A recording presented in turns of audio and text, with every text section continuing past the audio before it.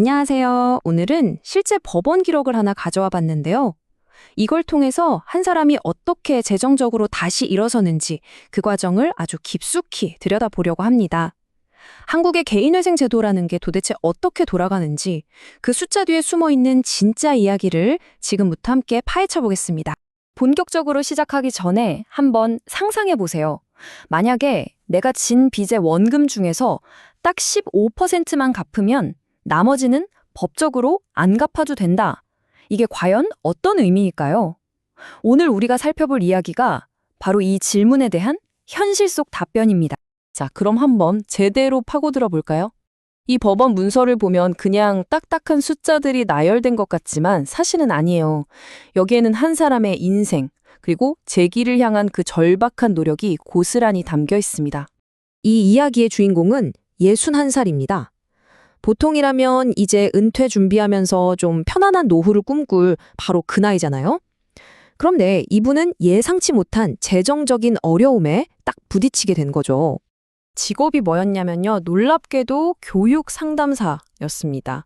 수많은 사람들의 미래 설계를 도와주는 그런 일을 하고 계셨는데 정작 본인의 재정적 미래는 굉장히 불투명한 그런 상황에 놓이게 된 거예요.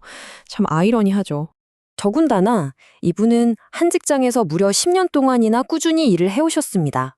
이게 뭘 의미하겠어요? 이분이 결코 불성실하거나 게으른 분이 아니라는 거예요. 그냥 우리 주변에서 볼 수 있는 평범한 급여 소득자였다는 거죠.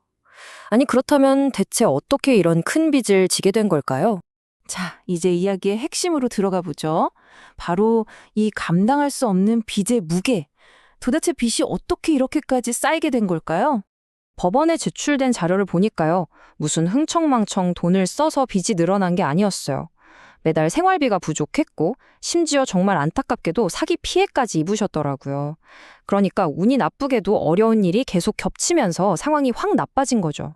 그 결과 원금하고 이자까지 다 합친 총 빚이 6,700만 원이 넘는 금액에 달했습니다.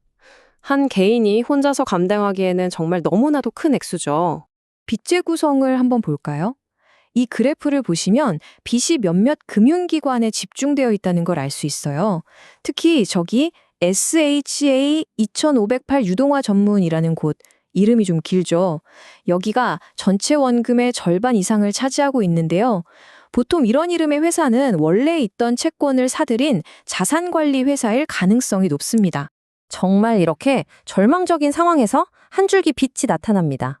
바로 개인회생이라는 법적인 제도죠.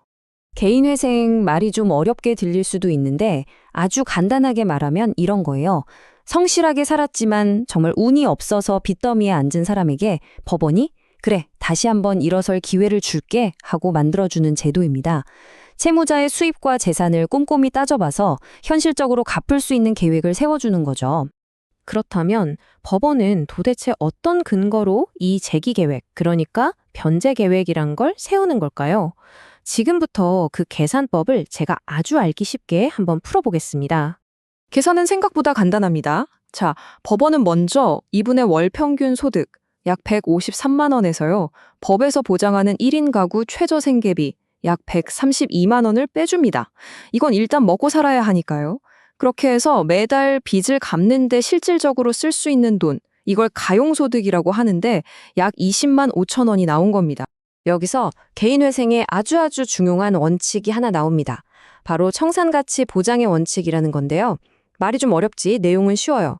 네가 지금 가진 재산을 전부 다 처분해서 갚는 돈보다는 더 많이 갚도록 계획을 짜야 한다는 뜻입니다. 이 사건의 경우 총 변제액이 약 946만 원인데 총 자산가치 약 768만 원보다 많죠? 그러니까 이 원칙을 통과한 겁니다. 그래서 최종적으로 확정된 계획은 아주 간단합니다. 매달 약 20만 원을 47개월 동안, 그러니까 4년이 조금 안 되는 기간 동안 꾸준히 갚아나가는 거죠. 자, 이제 오늘 분석의 클라이맥스입니다. 이 모든 과정이 결국 어떤 결과를 가져왔을까요?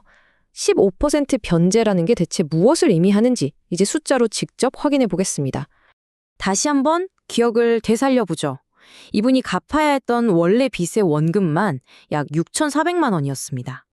하지만 47개월 동안 성실하게 갚아 나갈 총 금액은 약 946만 원입니다. 네, 바로 이 숫자입니다. 원래 갚아야 할 원금에 비해서 실제 갚는 돈의 비율, 이게 바로 15%였던 겁니다. 이 계획이 성공적으로 마무리되면 어떤 일이 일어날까요? 원금의 15%만 갚는 거고요. 이자는 단 한 푼도 갚지 않아도 됩니다. 그리고 남은 원금 약 5,400만 원은 어떻게 되냐고요? 법적으로 완전히 사라집니다. 말 그대로 재정적으로 완전히 새로운 삶을 시작할 수 있는 기회를 얻게 되는 거죠.